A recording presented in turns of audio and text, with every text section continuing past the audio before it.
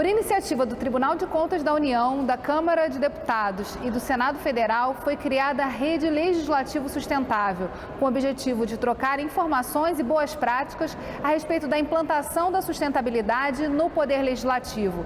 No Rio em Foco de hoje, nós vamos falar sobre a importância de ampliar essa rede para as câmaras municipais e assembleias legislativas. Vem com a gente!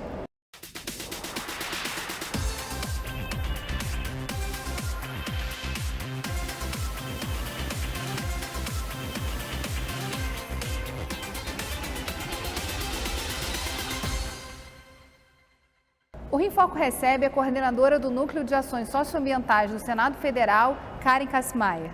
Karen, como é que foi o processo de construção da Rede Legislativo Sustentável?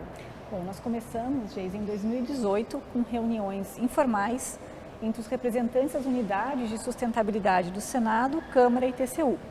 O objetivo era inicialmente trocar experiências, boas práticas, discutir uma agenda comum. E com o passar dos meses, nas discussões, nós entendemos interessante formalizar essa parceria através de um acordo de cooperação técnica. E nesse acordo de cooperação técnica, que visa justamente a troca de experiências, a parceria em boas práticas, nós também tivemos a ideia de criar uma rede legislativa federal sustentável, para que as nossas ações pudessem ser replicadas pelas outras casas e para que a gente tivesse também uma agenda comum. Então, por exemplo, TCU, Câmara e Senado promovem juntos as atividades do Junho Verde. Passado um ano, com a assinatura do termo do acordo de cooperação, nós quisemos ousar um pouco mais e trabalhamos na possibilidade da adesão da rede do Legislativo Estadual e Municipal. No caso, a Assembleia Legislativa participou desse lançamento da Rede Legislativo Sustentável, da abertura para adesões, em novembro de 2019 e já aderiu imediatamente a esse processo por também ter aqui na casa uma agenda de sustentabilidade. Alguns pontos interessantes, eu acho que são legais de você compartilhar aqui, é que foi o trabalho específico do Senado, que também tem um olhar ampliado para a sustentabilidade, também olhando a acessibilidade. Você pode contar um pouquinho da experiência de vocês no próprio Senado? Claro. O Senado Federal, ele teve início, as ações de sustentabilidade tiveram início, primeiramente através de um corpo de servidores, que instituiu uma comissão, cujo nome foi dado Senado Verde. Passados alguns anos desse trabalho, a casa institucionalmente, a diretoria-geral, entendeu por necessário criar uma unidade administrativa voltada justamente à gestão da sustentabilidade e da acessibilidade. Então foi criado o Núcleo de Coordenação de Ações Socioambientais, voltado, portanto, às duas temáticas, acessibilidade e sustentabilidade. O nosso principal instrumento de ação são os planos, tanto o plano de logística sustentável, estamos na terceira edição desse plano, com duas edições anteriores com relatórios, com resultados atestados, e nós temos também o plano de acessibilidade, que utiliza a mesma metodologia do PGLS. A gente tem no estado do Rio de Janeiro uma lei estadual que obriga os órgãos públicos estaduais a terem os seus planos de logística sustentável. Mas era interessante também falar um pouquinho mais sobre o que é esse plano e de que forma ele orienta as ações dentro das casas legislativas. O PLS, que é a sigla justamente para o Plano de Logística Sustentável, ele é um instrumento de gestão, portanto uma ferramenta que tem por principal finalidade organizar, através de uma metodologia própria, as ações do órgão que serão realizadas eventualmente num biênio ou num período até maior, com metas específicas. Portanto, nós podemos elaborar um plano de logística sustentável, cada casa pode elaborar um plano de logística sustentável a partir da definição de quais eixos temáticos ela pretende atuar, Então, por exemplo, resíduos, energia, água, etc. E o mais importante de tudo é que essas ações elas não são criadas de cima para baixo. Há toda uma série de reuniões com as unidades responsáveis pela engenharia, pela comunicação, eventualmente, se houver, pelo ensino. E são trabalhadas possíveis ações que possam aprimorar a sustentabilidade no órgão e, a partir daí, quem irá, monitorar essas ações vai preencher as planilhas, estabelecendo exatamente qual é o objetivo, qual é a meta, qual é o prazo, qual a unidade responsável. Depois de publicado, a publicidade é muito importante, né? Esse plano ele se torna uma meta da casa e pode se passar de uma gestão para outra, é um compromisso assumido. Então, daí a importância do plano, né? Ele tem a sua continuidade, tem a sua publicidade e, ao mesmo tempo, o engajamento dos servidores que participaram desse processo. No Senado, na última versão do plano, nós também abrimos para todo o público, todos os servidores, um chamamento para possíveis sugestões de ações. E surgiram ideias bacanas? Poucas ideias, mas surgiram ideias que já haviam sido implementadas, mas foi muito importante ter essa abertura, esse chamamento. Como o PLS dialoga com a Agenda Ambiental da Administração Pública, que é uma iniciativa do Ministério do Meio Ambiente, e também com a Agenda 2030 da ONU? Bom, há um diálogo muito próximo entre essas duas agendas. A A3P, na verdade, ela foi o início, né, da formatação de ações sustentáveis com base em eixos temáticos que foram pré-definidos. Então, nós praticamente replicamos esses eixos temáticos para o PLS. Né? Então, as metas, os objetivos e o monitoramento é muito parecido com a A3P. Você pode falar um pouquinho quais são esses eixos? Consumo de energia, consumo de água, gestão de resíduos, qualidade de vida, né? São alguns eixos temáticos.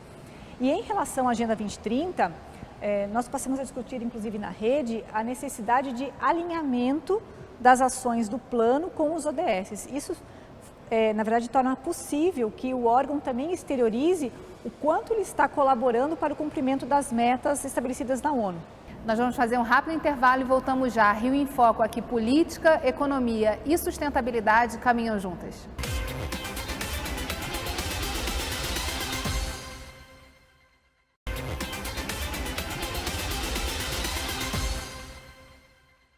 Voltamos com Karen Kassmaier. Dentre as ações já implantadas pela Câmara dos Deputados estão a redução no consumo de água e de papel.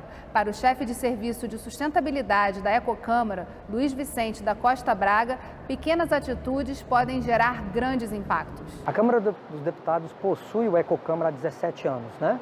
O diretor-geral Sérgio Sampaio criou o Ecocâmara e desde então o Ecocâmara serve como um catalisador para as ações de sustentabilidade dentro da Câmara dos Deputados. Os principais resultados que se pode elencar ao longo desse tempo é a redução significativa no consumo de água, mais quase 60%, né, de redução ao longo desse tempo. Você tem uma economia de R$500 mil só com a redução de impressoras e de impressões. Você tem uma redução no consumo de energia elétrica, né? Tudo isso graças ao esforço de todos, né? As campanhas de sensibilização de servidores e dos visitantes, né? Então, a coleta seletiva é uma ação muito importante que gera benefício para a cooperativa de catadores. A renda dos catadores dobra graças à coleta seletiva que existe há mais de 16 anos, há quase 17 anos. Então, na verdade, são pequenas ações mais importantes que trazem uma efetividade enquanto resultado, né, ambiental, social e econômico. Karen, em relação à implantação da sustentabilidade nos gabinetes, a gente sabe que numa casa legislativa, cada gabinete tem a sua autonomia, né? E às vezes é muito difícil trazer essa agenda da administração para o dia a dia dessas unidades. Como é feito esse diálogo no Senado? Bom, esse é um grande desafio, né? Nós justamente chegarmos aos gabinetes dos senadores com a agenda da administração. Nós tivemos, no ano de 2009, a concretização de um projeto que se denomina Gabinete Sustentável. Esse projeto ele visa uma adesão voluntária do senador a algumas diretrizes de sustentabilidade que deverão ser implementadas pelo gabinete. Então, por exemplo, nós temos alguns instrumentos de TI já estabelecidos no Senado, como o impressômetro, que é o controle de impressões. Caso o senador venha aderir ao projeto, ele terá esse extrato de impressões encaminhado todo final do mês para o seu gabinete, em que ele saberá exatamente quantas impressões preto e branco e colorida foram realizadas por login de cada servidor que está lotado em seu gabinete. Nós temos também recomendações, né, em relação a apagar as luzes no final do expediente, a utilização de copos de vidro já é uma prática no Senado. Nós damos uma atenção também em relação a treinamentos e oficinas relacionadas à gestão de resíduos, a adoção de práticas de coletores especiais de esponjas, pilhas e baterias, e também embalagens no próprio gabinete. Então, são boas práticas que o gabinete se compromete a aderir, e a vantagem, assim, o lado positivo para o gabinete é que ele vai receber um selo, né, de adesão a esse projeto sustentável, e com isso também há um marketing positivo, né, para o senador. E uma das vantagens da rede é justamente ter acesso a esses projetos e poder compartilhar, né, e poder também aprender com os erros. De que forma essas experiências são trocadas entre o núcleo duro, podemos dizer assim, da Rede Legislativa Sustentável, que são o TCU e a Câmara dos Deputados? Acho que esse é o principal motivo, né, do surgimento da rede. Não é fácil manter uma rede conectada. Existem vários meios de comunicação, a gente sabe muito bem que eventualmente algum grupo de WhatsApp pode se tornar enfadonho para uma pessoa, etc. Então a ideia é nós termos no site, por eixos temáticos, que já é a orientação para eventualmente elaboração de um PLS, descritas as boas práticas dos órgãos que dela fazem parte. Então o Gabinete Sustentável é um projeto, né, que tem a finalidade, enfim, toda a descrição já prevista e que vai ser inserida nesse bloco de boas práticas que está no site. A ideia também é divulgarmos vídeos curtos de experiências. Agora, isso também vai ser estimulado para que todas as câmaras municipais que aderirem a essa rede, todo mundo que quiser também compartilhar suas boas práticas, façam esse envio para o núcleo, né, para o Legislativo Sustentável. Como é que é esse processo? Que outras ações também essa rede já possui e que já estão em prática? Bom, acho que o principal, os principais resultados são justamente esse viabilizar ações que muitas vezes não demandem muito gasto, né? Mas que tragam resultado de sustentabilidade. Então a gente estimula que as boas práticas, que são ideias, né, que são ações que já implementadas, elas sejam facilmente replicadas em outro órgão. Nós vamos buscar também, nesse ano, fazer um seminário, um evento de boas práticas de sustentabilidade no Legislativo. Quantas instituições hoje já participam da Rede Legislativa Sustentável? Bom, nós tivemos o evento em novembro, com a adesão da UNALI, da Alerj, da Assembleia também de Goiás, e nós tivemos a adesão de 2 câmaras municipais, Franca e Presidente Prudente. E hoje tivemos a grata satisfação de termos a adesão de 20 municípios, 20 câmaras municipais aqui do Estado do Rio de Janeiro, além do Tribunal de Contas do Estado do Rio de Janeiro. Olha o peso, né, do Rio de Janeiro nesse projeto. E esse papel do Estado ser o indutor não só das práticas de sustentabilidade, mas da Assembleia, de trazer a informação para as câmaras é muito importante, porque o Senado, a Câmara e o TCU não conseguem chegar a esse foco, né, municipal. E de que maneira essa primeira ação, né, que foi liderada pela Assembleia Legislativa do Rio, vai ser replicada? Já existe uma agenda aí para os próximos meses de tentativa de chegar mais junto, tanto das Assembleias Legislativas que ainda não aderiram à rede, quanto também das câmaras municipais? Nós temos uma estratégia de via entidades, né, chegar a esse público, né? Então, por exemplo, a UNALI é fundamental, né, a Tricom também é fundamental no âmbito dos tribunais de contas. E nós temos já também uma prévia agenda para o Estado de São Paulo. Mas nós vamos, via eventos, via contatos, tentar estimular, e o exemplo do Rio de Janeiro vai ser fundamental, né, porque foi muito rápida esse preparativo para uma adesão, e nós vimos o quanto isso repercutiu no âmbito aqui das câmaras municipais. Porque também isso foi interessante até de registrar a quantidade de presidentes de câmaras de vereadores, de câmaras municipais que estavam presentes. A diferença, por exemplo, de um trabalho que é muito mais administrativo, né, e que às vezes fica muito mais focado no trabalho das diretorias, dos servidores do Senado, do TCU e da Câmara, e aí ter também o envolvimento da classe política nesse processo. Sim. É fundamental. Isso só atesta, na verdade, o que a gente já tem em mente, que a sustentabilidade é uma pauta de uma agenda não só política, mas de uma agenda de administração pública voltada a resultados positivos. É uma agenda positiva. Mas que precisa trabalhar articulada, né? Articulada, exatamente. E de que maneira olhar também para experiências de outros poderes, né, tanto do executivo quanto do judiciário, também pode ajudar. A gente tendo uma rede de legislativos, poder também trocar ideia com esses outros poderes. Importantíssimo. Todas as conexões, né, elas levam a uma finalidade conjunta, né, comum. O judiciário, através da resolução CNJ 201, ele já estimula e prevê, através desse normativo, a elaboração dos planos de logística sustentável, bem como também monitora esses dados no âmbito do judiciário.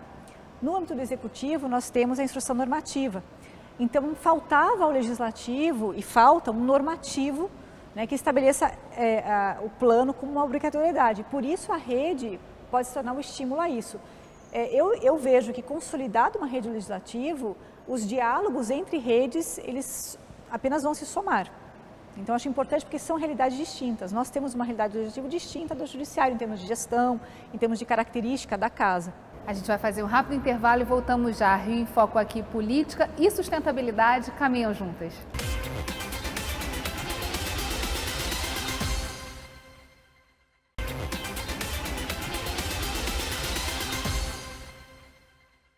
Ao aderir à Rede Legislativo Sustentável, as câmaras municipais presentes no evento na LERJ tiveram oportunidade de conhecer a proposta da Rede Legislativo Sustentável que se formou em âmbito federal e também falar um pouco das suas expectativas. Vamos ouvir.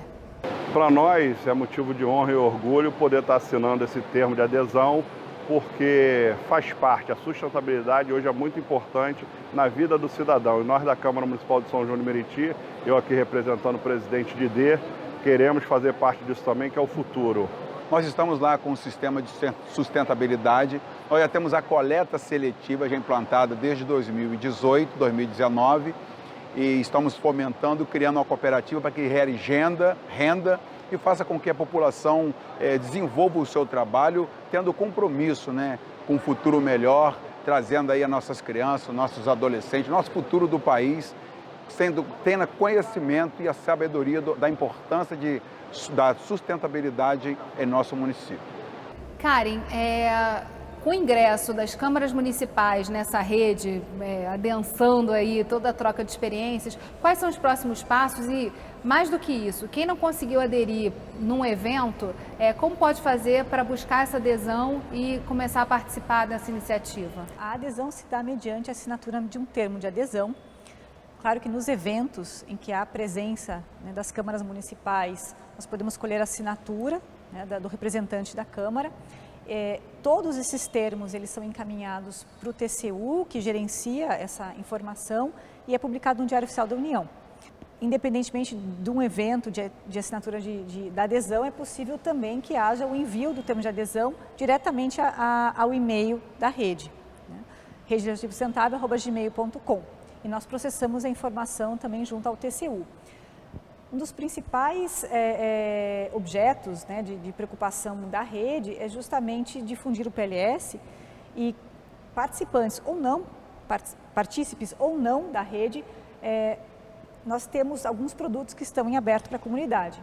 Um deles é o EAD, o curso EAD sobre como elaborar o plano de logística sustentável, que está previsto, no site do TCU. E nós temos também no nosso site a matriz de elaboração de uma tabela de PLS e o passo a passo de como elaborar o seu PLS. É um pouco do que já está disponível e do que pode ser base para a criação dessas agendas em cada uma das câmaras, né? Exatamente. Agora, um outro ponto importante, né, que é a questão da capacitação do corpo técnico para entender como é que faz essa gestão socioambiental na administração pública.